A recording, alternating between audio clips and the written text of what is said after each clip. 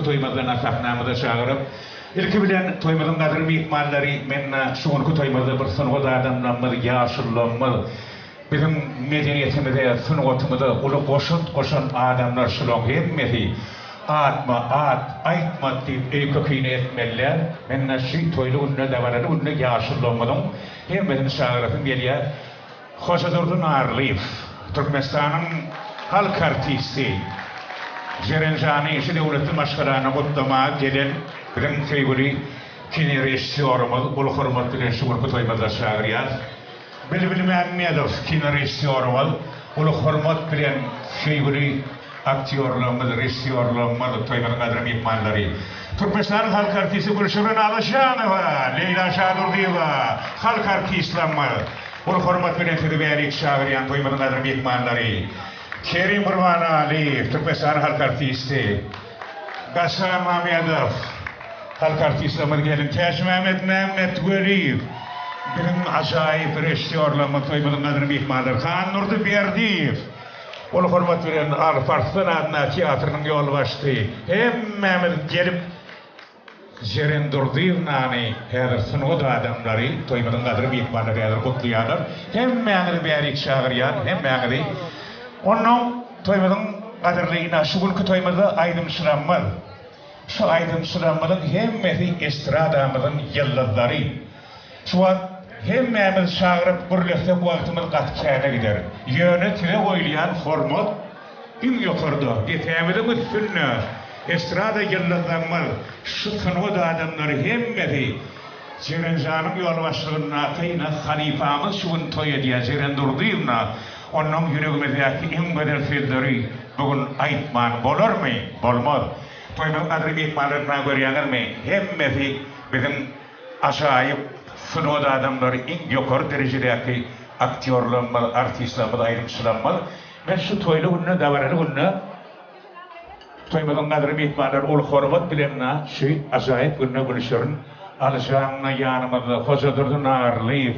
Hoca Durdun Arlif'e ulu hürmet bilen toy mikrofonumuzu Gülşirin Alışan'la tedbirlik toymazın kadar mihmanlar. Ben ulu hürmet bilen birinci toğustu. Bizim hem büyüğümüz hem gelineceğimiz Gülşirin Alışan'la dedim. Proшу. Türkmenistan'ın halk artisti diyen ad var da. Onun Mirkina tiyatrda Dökrotağır kinon nemeti premierat etse babanla da yanında Edil Hocadır diyen na dur dağı yarım. Ay halk artisti. Adamlar halk artistinin beyik at var dedim. Sonra maralır diye onayla at dedi olin avraydı.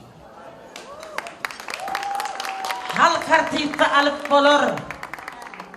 Jerenjan tam talıp bulur.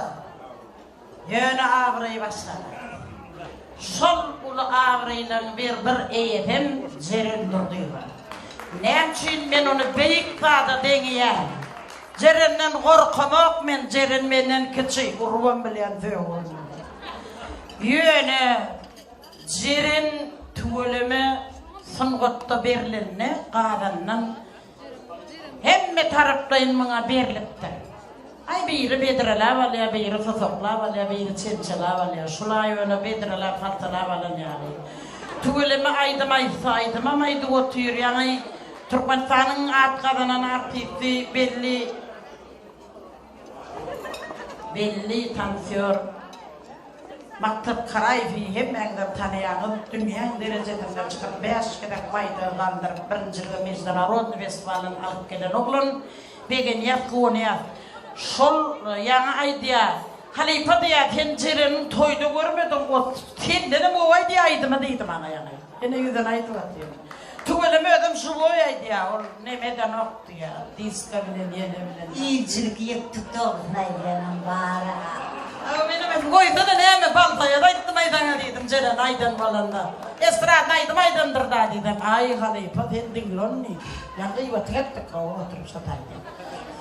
Leyla Can'a neyme? Leyla Can ileyen fıngodumur ulu sahipafi. Unyal aydım aytmak inni eleden bolmasam. Ene tüydümden geçmete Leyla olmaz. Men elbette aydiyan şonu. Sebebi Leyla son yalbey. Ya Tersmemet meni artid etdi. Men nerede rol oynap gördüm, nerede men otaydı harmannalı oldum, nerede men Tersmemet çekip men artid edaytır. Ine bir teretten taknada haqiq oynap oturma rolları. Solar yalbey. Ya Hanurdu yalbey. Hanurdu'nun bir adamçılığı var da bir gedek bir isim düşüp telefon ettim gurrum olmaz idi. Endiki de denizem bar da ederdik. Hayran aldım benim güplap ödüm, mert mıkandık gördüm ol sonundan gitlen o. Kerim değil yani oğlunun aydımın kodunu size aytmak gerek gel. Kerim değil yani eletinden borunu aydım sual. Doğulan oğlun ol. Sol ortalığı aylanıp gelip mennenem havaral kaydı da halife otuyormun, qoğumun, geçirem, olsa gel aydım deyip yavru namaz okar, yavru tapar dua eder. Yağdaylarım bilip gidiyor. Son adam gerçekten ama aytacak oluyor. Son kodunun üstünde ulu adam gerçekten vardı. Şolar yalı adamlar ya hoca durdum ağırlı değil ya. Yani bunları tanıştırmam gerek gel. Türkmen kinosunun yüzleri bunlar. Bunlar son kökü, damarı, dürüdün adamlar. Şu an Meret Atahan değildi. Çakılığı var, Leningrad'da gelen çakılığı, kurbanı çıktın aldım, yadında taklımana vermemek gelir. Yani şimdi sonra söyledim de ondan sonra yadılan Meret Atahan, Türkmen kinosun diken adam değil mi? Kino neyemediğini halka yetiren adam değil mi? Katı ufak olmalı, ben onunla işlemedim bağışlar, ben onu görmedim. Yöne ben onun edeni işlerini gördüm, okudum, eşittim, gördüm. Begeniyan, guvuniyan, sugunun ağtığı çoğuluğu toy tutup otuyor. Oytur tegine kaltın. Devamet bultun. Sıngodun adam karşılığı Meret Sani özü boğuğlu. Meret Sani yumurtkallığından milliyata çağağımız obdun ayrıladıdır. Yoksa illa Meret Sani. Ayttiğin adım zeren aytyandır. Aytmadın demem. Aytyan nedir? Menlik zor.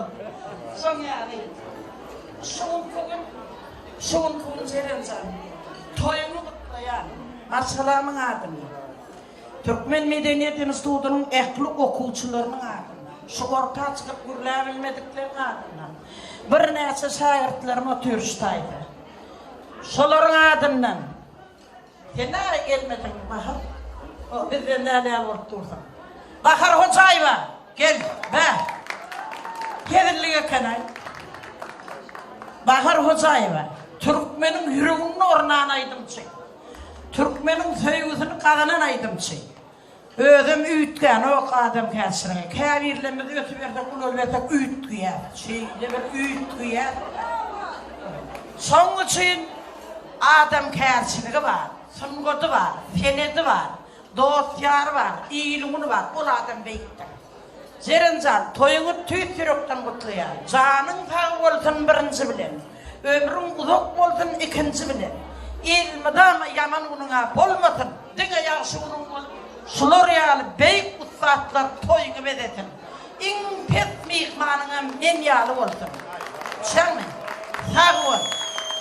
İnni mikrofonu men bir vara şu Rusya'nı görüyor değil ya. Bir ay diye görüyorum. Yok diye. Bir daha hoca durdu. Narlı için Rusya'nı görüyor. Şu tayda son oynayan kesipleri, rollerini görüp köyünün müthaman begeniyenle bizimkiler şulur yani. Sebebi bizimkiler ustad, elmi damında beyik bular. Begen yap, uğun yap, buytun yap, doğuncun. Sana begen yap, sana ver, ten yalıyımız köpelsin. Doğulsa da artık ol, ten bol doğulsun. Meri... Doğunların, kardeşlerin, просто как neme siz dinleyip ulukan şeyler keyif alayan adam Türkmen'in saadını dinleyip şunlar şeyler Cerencan şeyler toy tutupsun tüveleme şeyle odanın ты собрала всех целый бомонтаж да красивейший а tutup durmayın baştan aytıldı şu onlardan başlar. Onun hem adam şu an ben bir köp zat aydatmayladı. Ama men hem bivim потрясающий birinci bizi hemmemizi şaşıran ilk birinci aydımlar öyle. Yadında düşen bir yaş vaktinde olalı bileyeninde. Şaşırıp, söydürüp, Türkmen halkının, Türkmen aydımlarına söygü dörüdü. Bana gelince diydim, katılmadım dedi orada. O da, bivim diyedim etti o zaman. Bivim diyedim etti o zaman.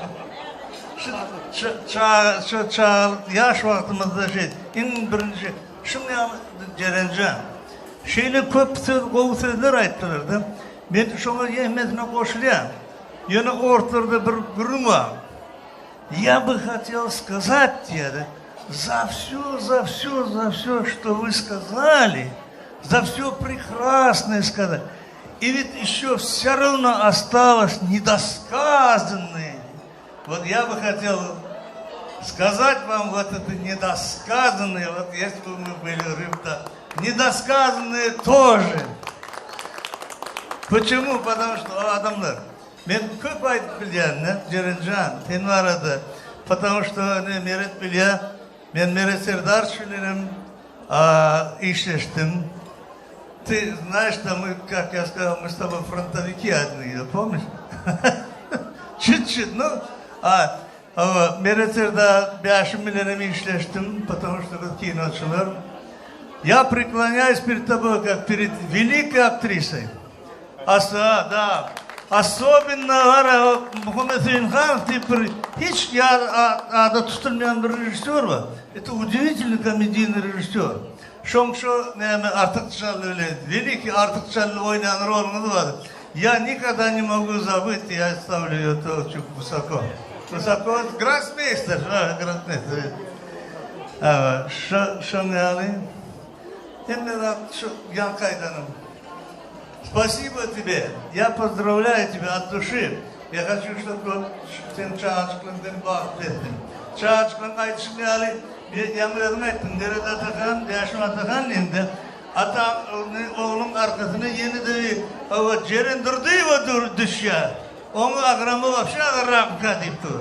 Şu ağramları götürsün o ağrı evlen bahtı durmuş kursun denen beğenirsin.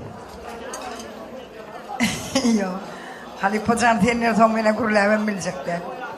Cerencan benim kutlayan ağ kırığımda. Meretcan beni küçücükken.